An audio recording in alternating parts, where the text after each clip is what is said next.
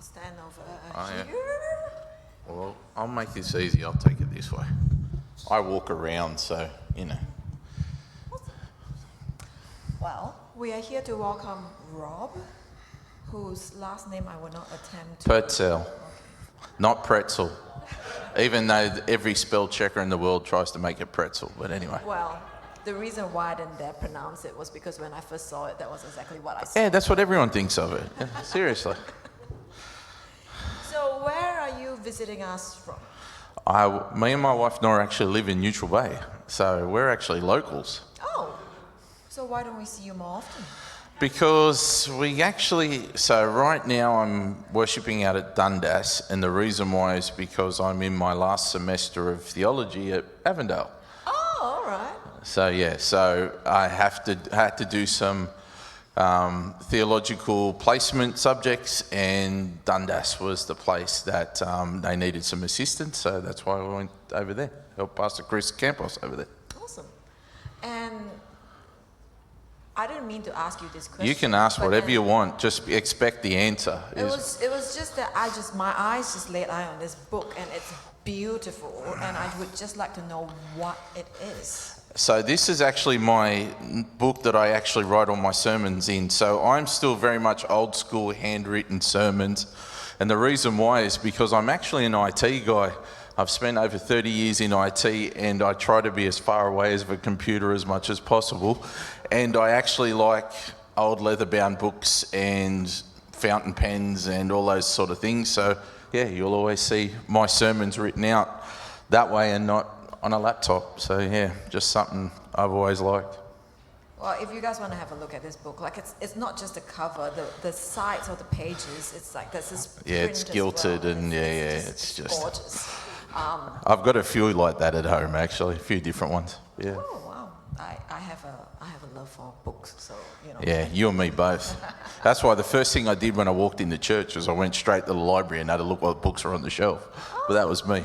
But I do that every church I go to, but yeah, anyway. Which is very interesting considering that you used to be in IT, which, you know, doesn't quite fit. No. It breaks with tradition. I'll give you a bit of the story of my background, because IT is not my first passion.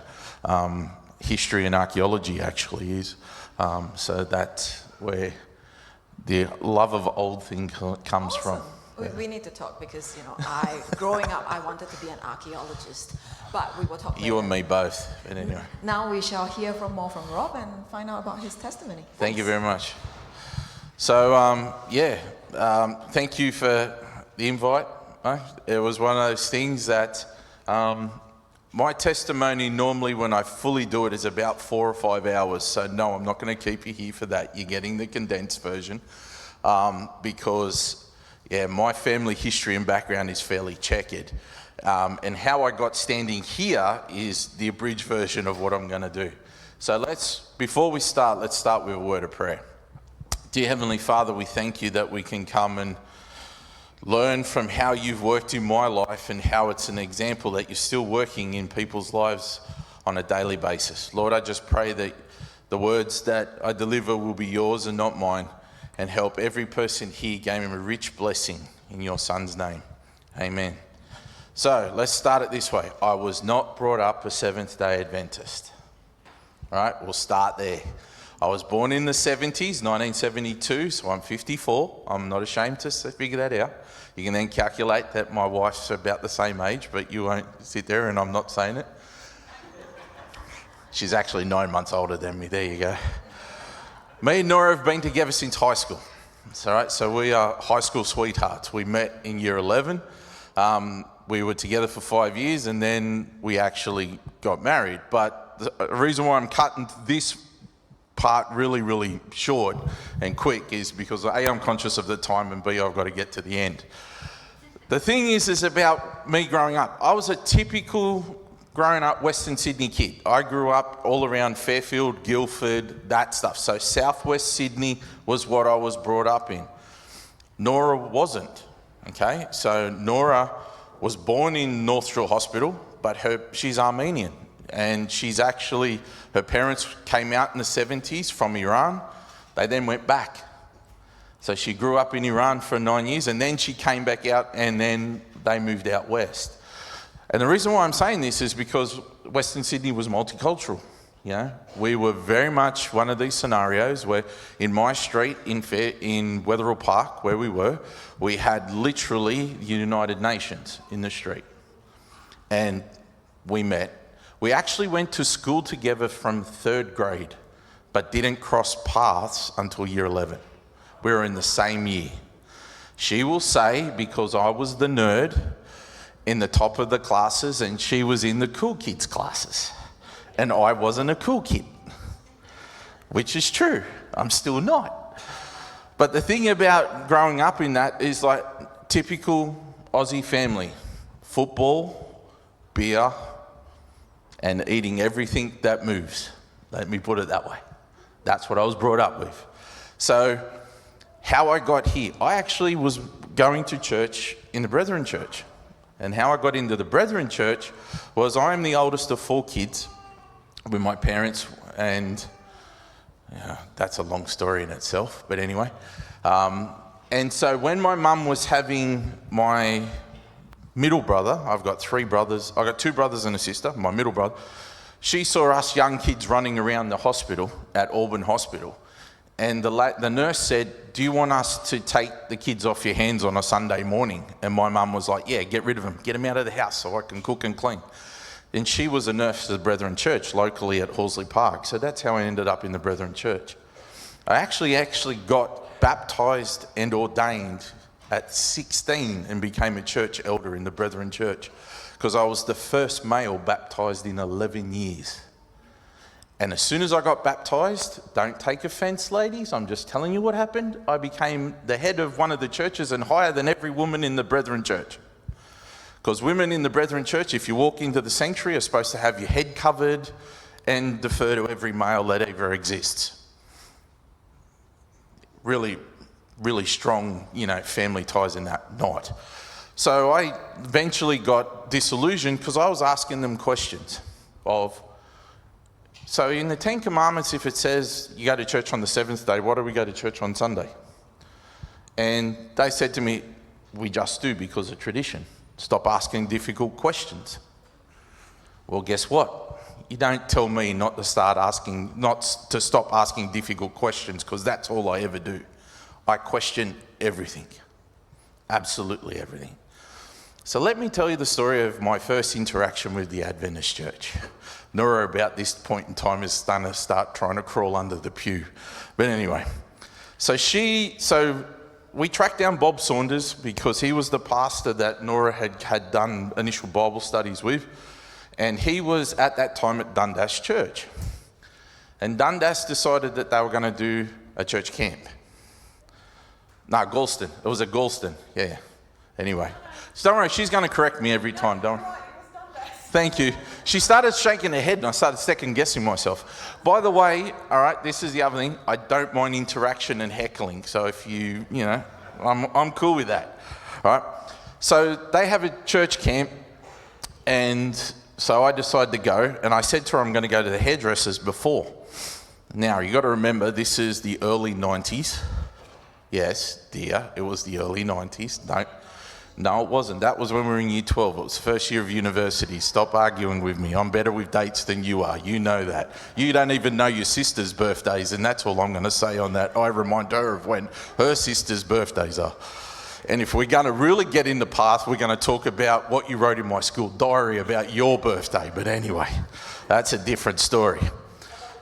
Yeah, she said her birthday was the 21st of June when it's actually the 20th of July. And she wrote in my school diary, don't forget this date. And I'm looking at her going, I'm sure her birthday's in July. What'd she write it in June for? That was a test. That's what she reckons. But anyway, so I go to hairdressers. I dye my hair blue.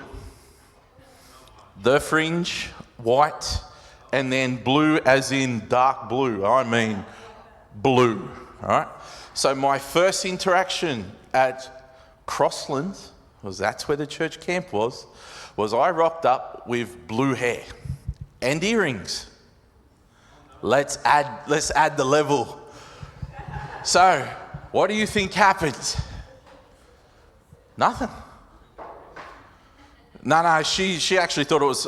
So when she saw me get into the car, she was shocked and she wasn't going to talk to me. We were still only going out at this point. We weren't married at this point. She was shocked. She's looking at me going, what have you done? Turning up to the Adventist, you got blue hair, you got earrings in, what's going to happen? To the Adventist pastors and elders, that was their credit. They did not say a word. Not a word. So I go through. Friday night, I sit down with the elders and a guy called Fred Freegate, who used to be the history teacher at Avondale College, well, not Avondale, Strathfield. And I said, right, here's the deal. I'm going to ask you questions, and if you give me any answer that is not in this book, I'm leaving. Now I'm like 19 at this, 18, 19 at this point, and, asking these questions. So Bob and Fred sat down. We did an all-night Bible study Friday night. I think we finished at 4 a.m. on Saturday morning.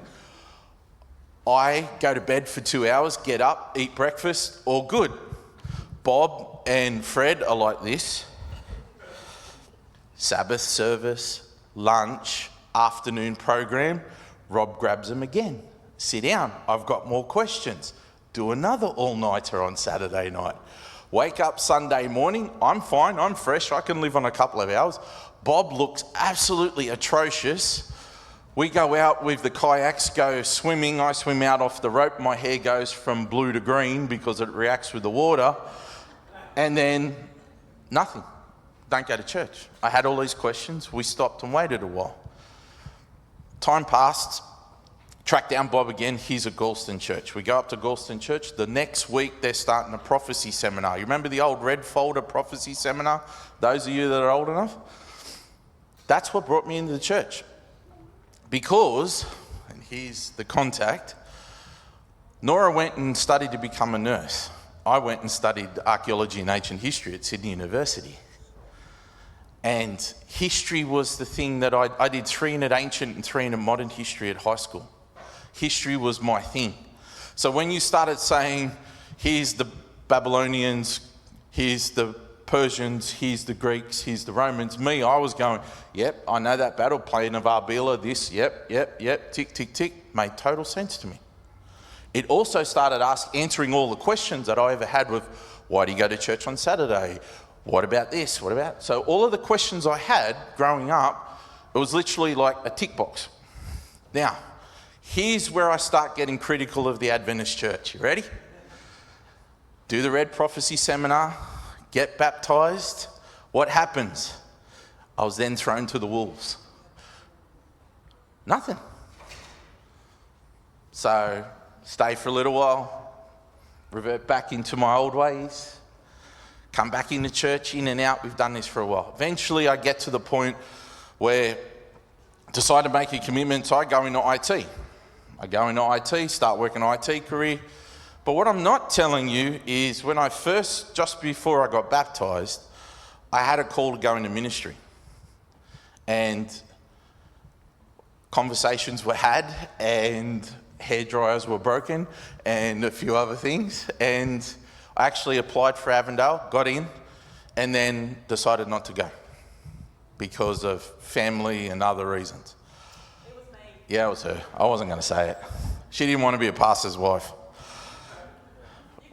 which is a valid point. You think about it. It's a commitment for the whole family, not just one person, let's be honest.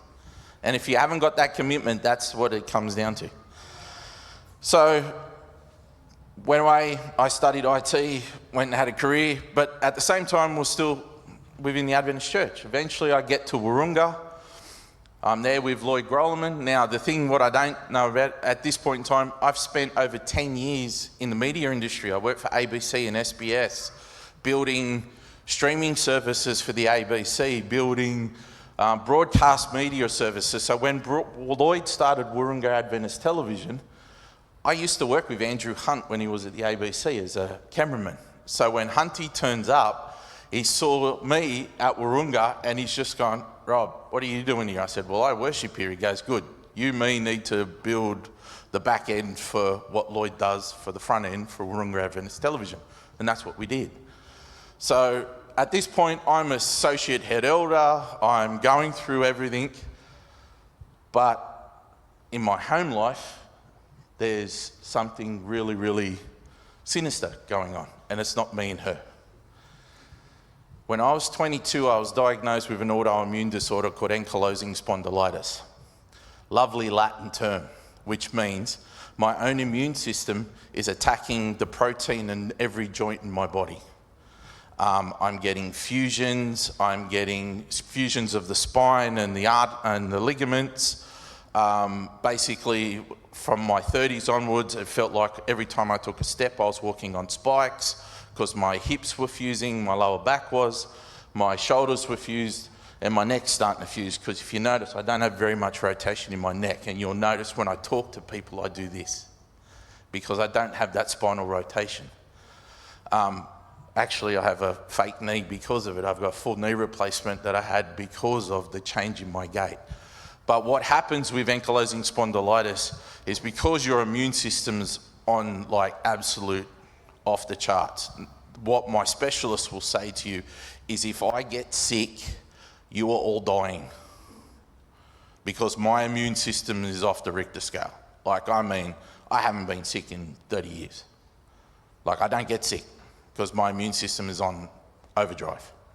So I'm actually on immunosuppressants. So I'm on chemotherapy to suppress my immune system so that my AS doesn't go to the extent that it needs to. I'm also on handfuls of painkillers, opioids, and all the other fun stuff that goes on with it. But also you then get the other lovely side effects because of chemotherapy. I'm actually on 2 of the drugs that they give to leukemia patients and other things, lovely stuff.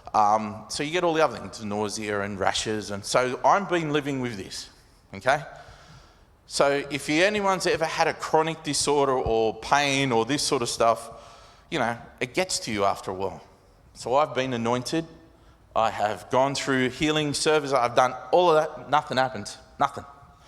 So I got to the point where I was asking the question, and usually what I do with the sermon, I have a sermon title is anybody out there? And for those of you that are musos, you probably know where that title comes from.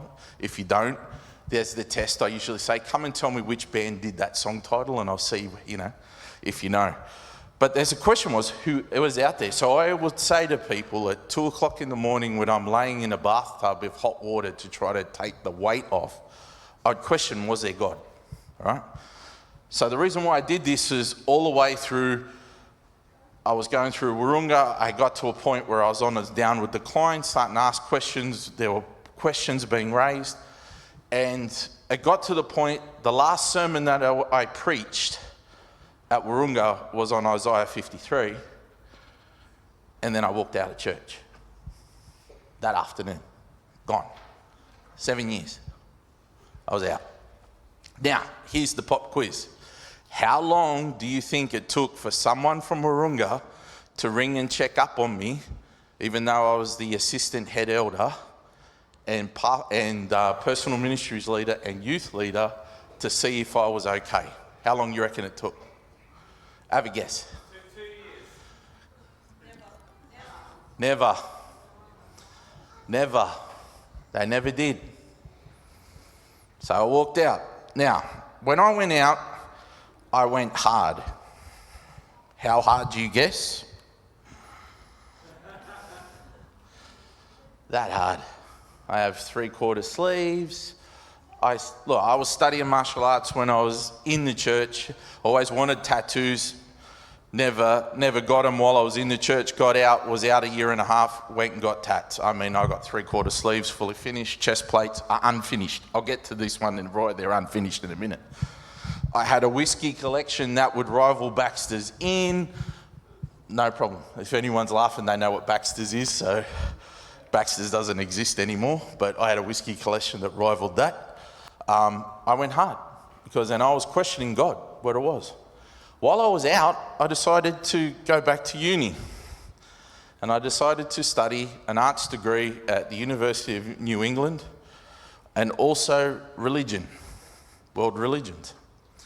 Me and Nora had a conversation about whether or not I was going to stop believing in the Adventist truth and why was I studying the world religions. And I'll be honest, I was questioning whether or not there was a God at all. because it got to the point that this is how bad it was. At 2 o'clock in the morning, I told you I'd get in a bathtub.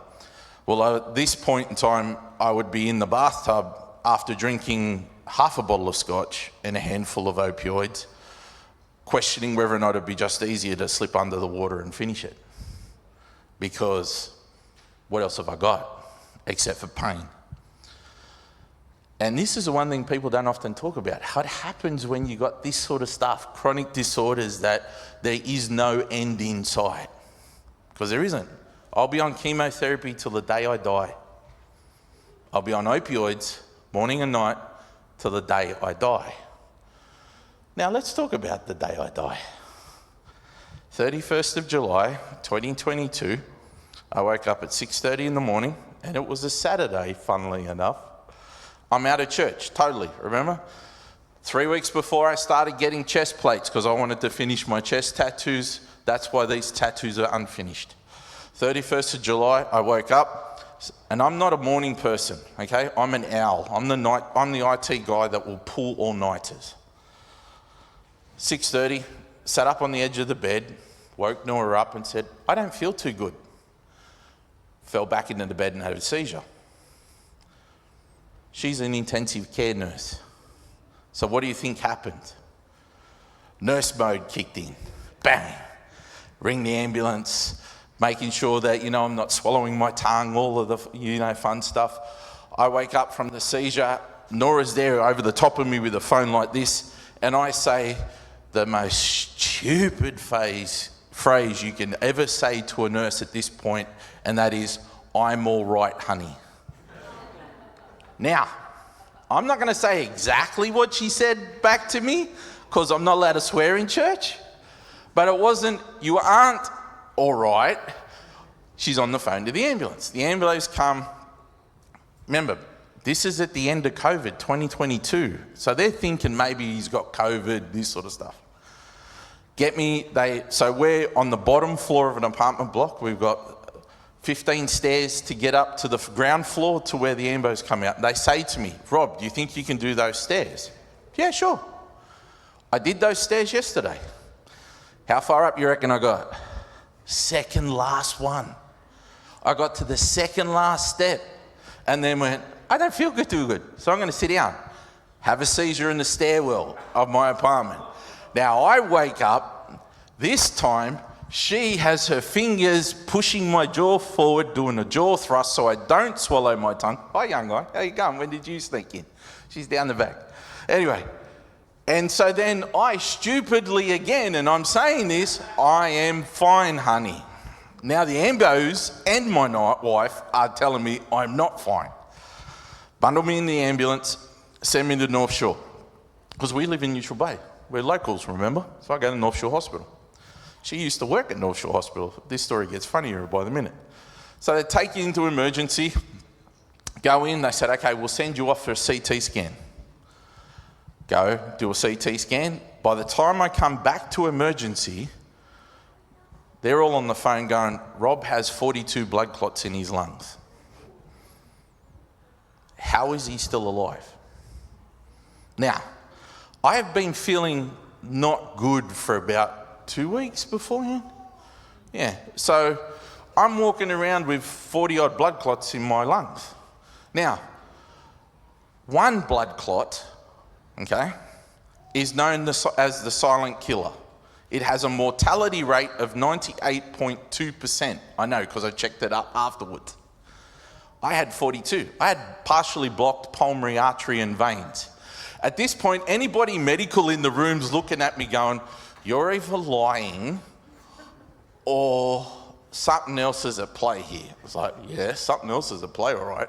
Because I had the intensive care specialist, the emergency specialist, and about 3 different other specialists going, Rob, you shouldn't be alive.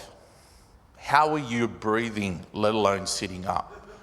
Now, through the whole time the bit I'm not telling you, the whole time when I'm in the bath with the whiskey in the water, all I ask is, God, if you are there, let me know that you're real.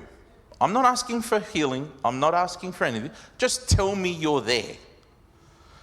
Now, after surviving that do you think I have any doubt that God exists?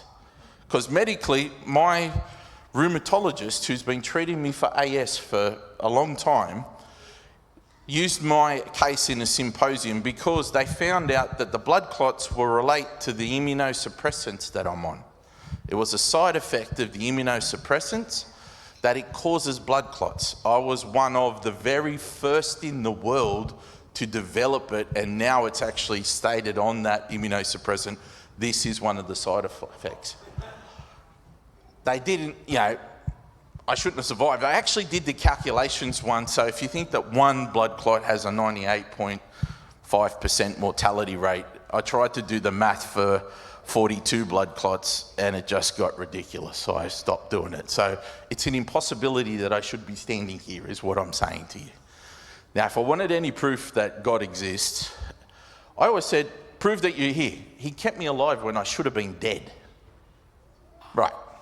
So, you think that's where the story would end, wouldn't you? Nah, gets better. So, normally with blood clots, any blood clots you have, basically side effects. You get lung damage, you get heart damage, you end up, the recovery cycle for a single blood clot in the lungs is usually 6 weeks to 3 months. I checked myself out of hospital 6 days after going in. And the reason why I checked myself out of hospital is because two of the people in the 4-bedded, or one of the persons in the 4-bedded room, don't worry about the other two, they were in their 90s and didn't sleep at all. He basically had to have his television and his light on all night because he would get night terrors if he didn't, and I got no sleep. So I checked myself out on the Saturday morning, and everybody, and it actually says on the paper, is discharging himself with risk of death. Sure, go home. I got a nurse, she'll look after me. Signed. But did I have any damage to my lung and heart? None, not to this day. I have no residual damage because of the blood clots. No heart damage, no lung damage. I did get blood clots again last year. And the only residual damage out of all of this, even because we know what to look for now because of the blood clots, I got them again, is I have scarring in my left calf. That's it.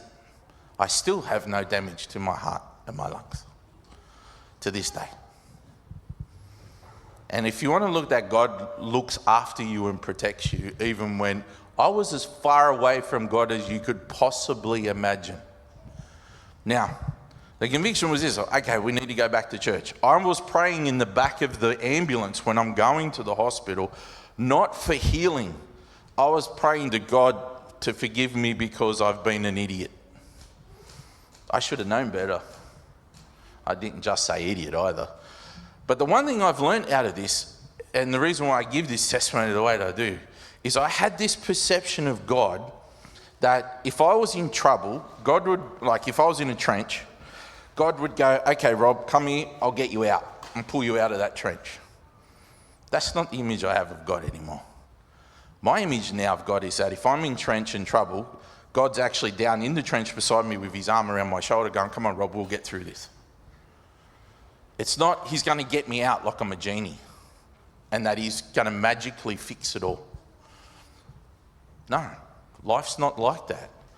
You have to go through some of these things to teach you a lesson or stop your ego or whatever it is. But that whole idea of coming to the realization that Jesus is actually in the trench with you with his arm around you, bringing you through it, is what gives me the assurance of what I believe nowadays. And I'm going to give you some verses. You don't often get this with a testimony, but I'm going to give you some verses, all right? What do you get out of this, okay? So if you think about following Jesus, what do you get out of it? There are a couple of things all the way through the Bible that you look at. God will give you rest, okay? I get that from Proverbs 8:17, Matthew 11:28-30.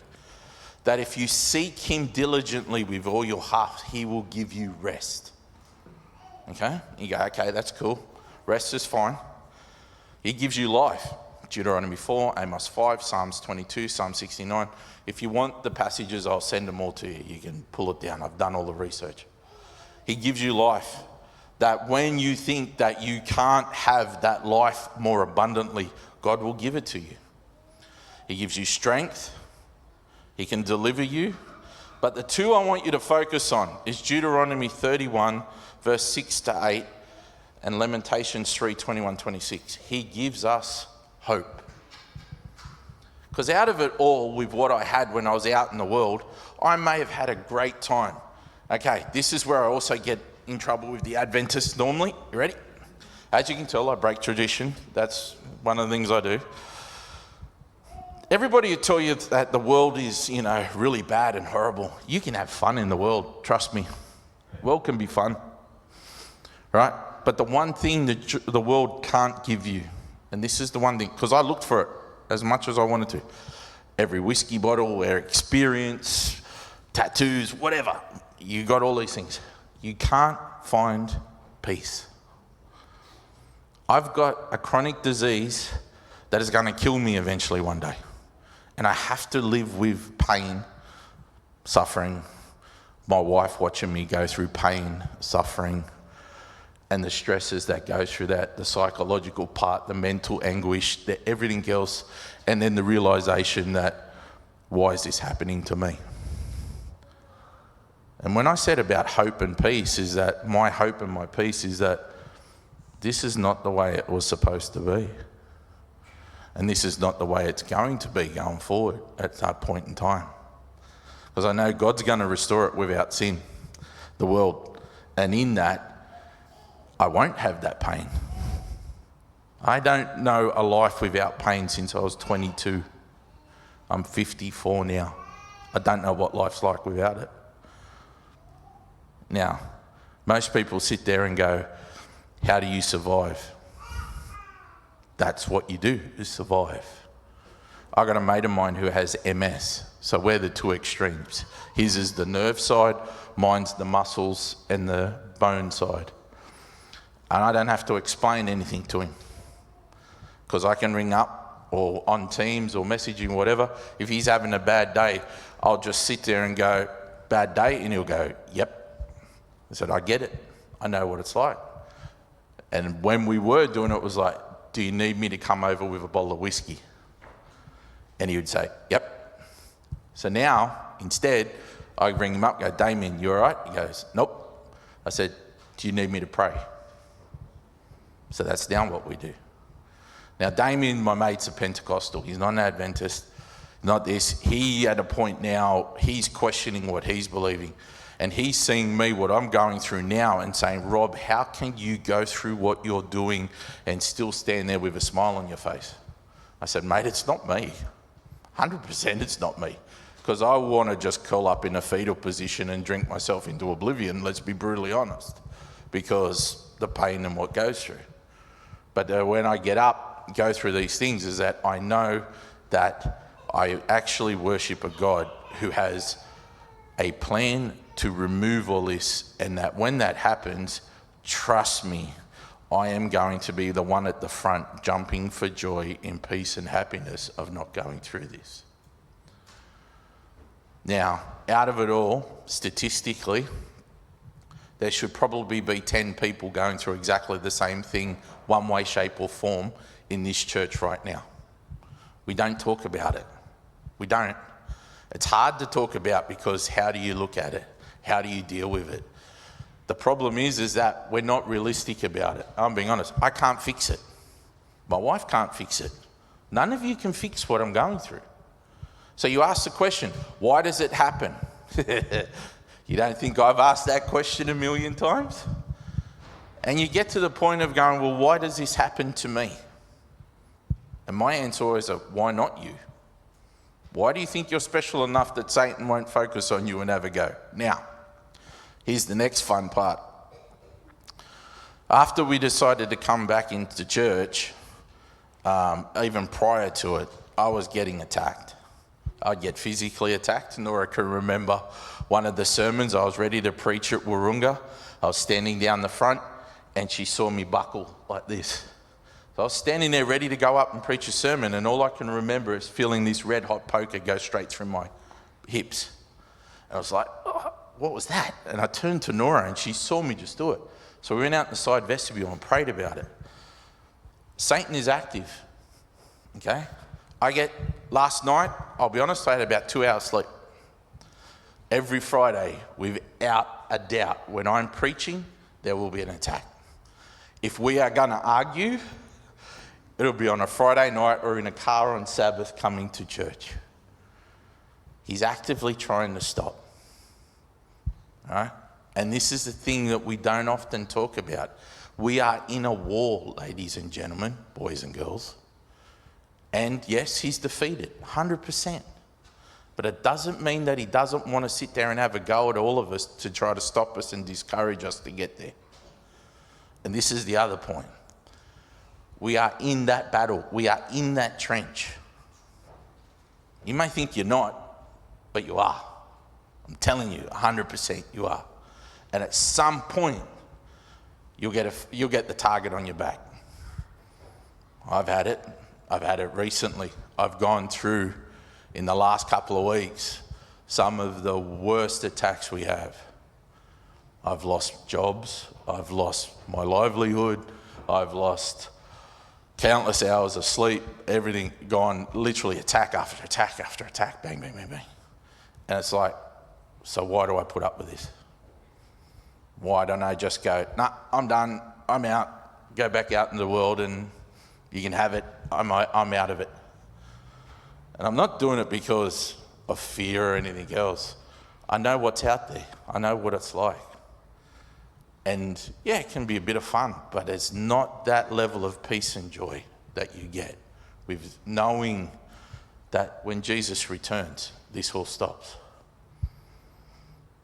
And if you think of the hope in the world, what is the one thing that world is missing now is peace and joy. Both of those emotions, if you think about it, are not quick fixes. They're a state of being.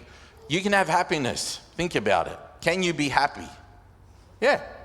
Does it last long, or is it a short period of time? But what is the emotion of joy? Joy is something that is all the way to your core and lasts for a longer period of time. The other part is where it says peace that surpasses all understanding. How can I, with a chronic disease where I'm constantly in pain 24/7, sit there and go, yeah, I'm cool, I'm fine? My perception of what is fine is totally warped, by the way, because it has to be, because it's based on my life and my experience and what I go through. But if you talk to Nora, she will say, I am the happier one out of the two of us. She's the more emotional one. Fiery Middle Easterner. Right? Wears her emotions on her sleeve, seriously.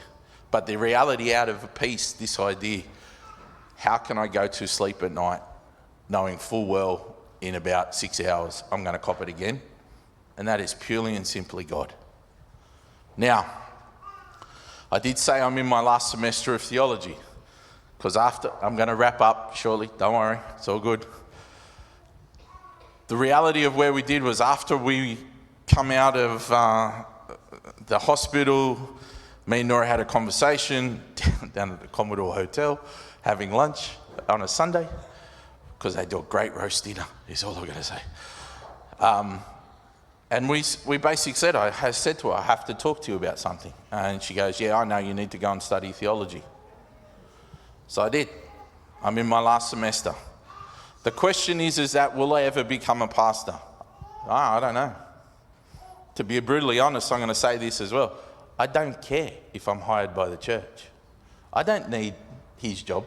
You can have it, buddy. Does it mean I'm going to stop doing God's work? No. Doesn't mean that I'm not going to do it. Have I learnt stuff? Yeah, I have. Look, I used to teach prophecy seminars and 28 fundamental seminars, multiple churches. That's not the thing. What it has given me is a greater understanding of the big picture and the controversy and being able to talk about what it is. And the thing about it doesn't matter if I have pastor in the front of my name.